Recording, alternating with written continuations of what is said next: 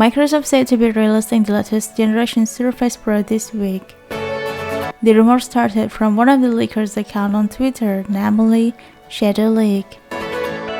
According to Verge Monday, the leak account uploaded the Surface Pro 8 display that appeared on the retail site.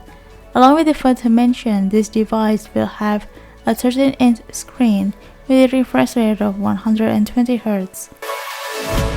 In addition, the Surface Pro 8 will also have distinct bezels and 2 Thunderbolt ports. Then this device will be equipped with the 11th generation's Intel Core and run Windows 11. The leak also mentions that Microsoft will bring removable WSD support on the Surface Pro 8.